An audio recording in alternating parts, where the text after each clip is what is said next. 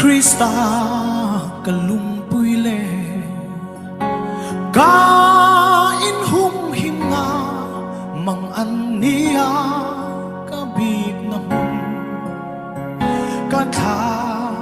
ituk rua ivan in hum chungan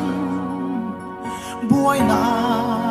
ten nan chim pha kalo khi bùi lâu sang mà se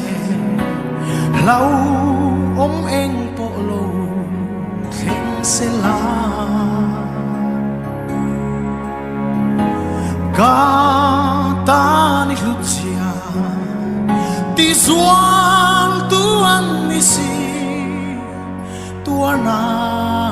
ko katan lo kana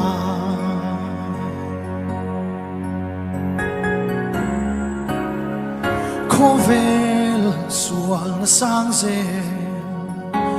Karaleng kan ni Tren khat ten ti saan chuanga Kini tharau zara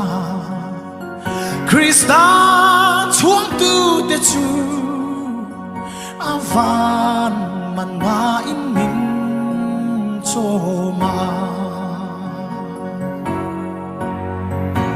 khi bùi lâu sang mà se lâu ôm anh bộ lâu thình sẽ là cả ta ni lúc chia ti zuan tu an ni si tua na ko katan lo kana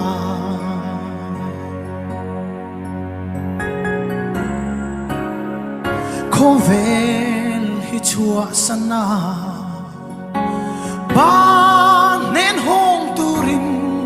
kalay nun hiya karmin dana lay in hi chua sana van tak sa sin hun tur chu mol chu kalung kamber khi bùi lâu sang mà se lâu ôm anh bộ lâu thình sẽ là cả ta ni lúc chia ti zuan tu an ni si tua na ko katan lo kana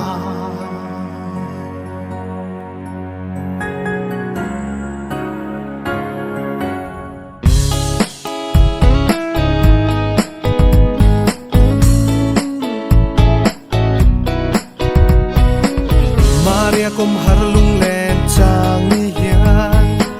thang van sang clearin duai ka sam tria helai kan chena zong boral mai tur kan ta na buat sai vanin moya kian ang melten min vengi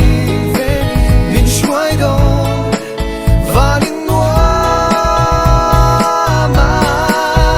kan tu ro Lasa chung selin akyang at suan lungwangin kan solang helay par moy na ten tiang chong to turin akyang at suan lungwangin kan sayang sa tuan hengin mangay narapoy wang selin churam min buat say chu thlir zel chung ni Krista ta na thuk zel tur kan misi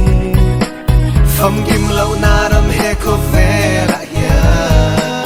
Kan dam chung ni de lau ral hun na chuan muanga Thazari kan lengong vanin nuama Kan tu rau pui ber fakin faklasa chung selin Akyang at suan lungwangin kan solang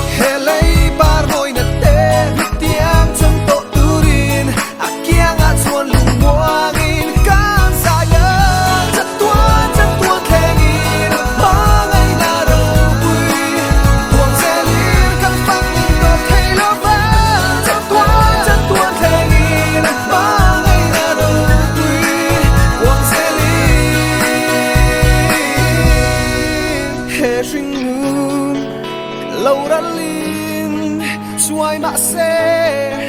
anh nên cần cho lang chặt tua in cần nung kiang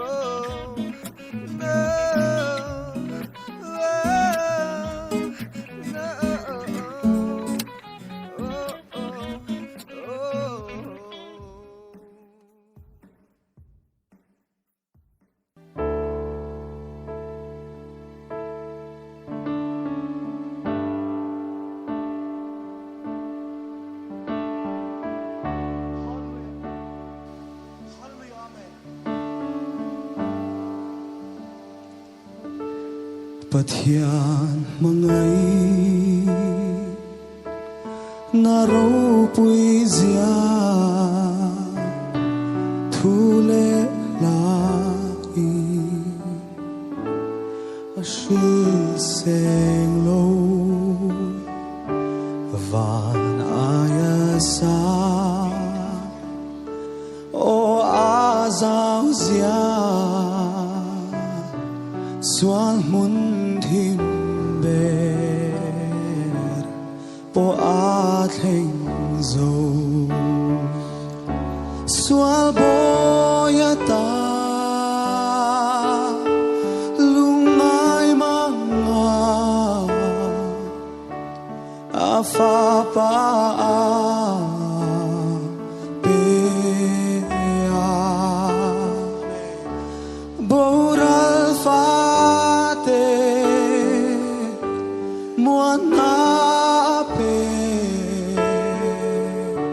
An sualangay damta Avatuke avana Pathian mangai natsu Satuan po at suay donne angel varte hlasu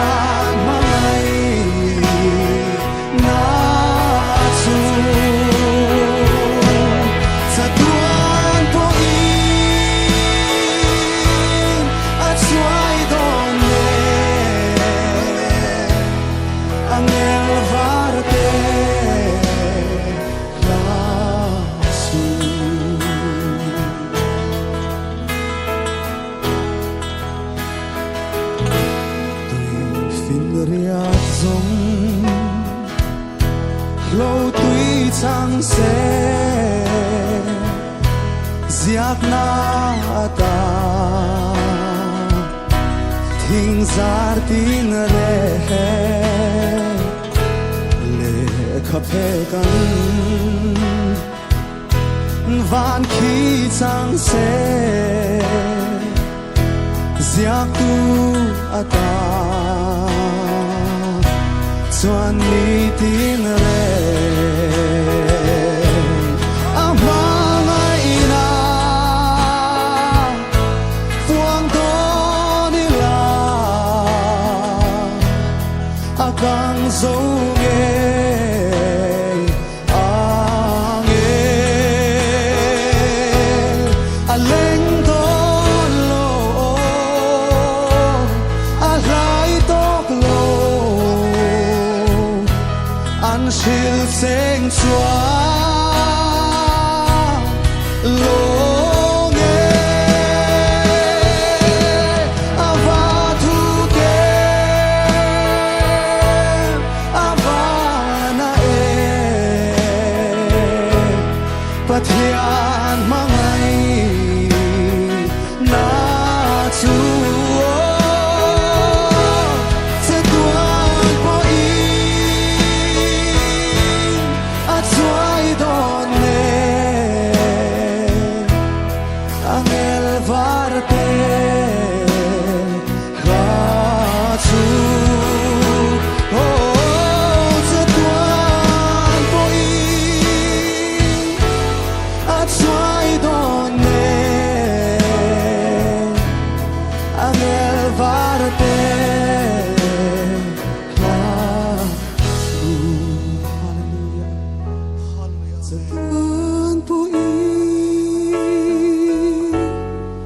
Chuai donne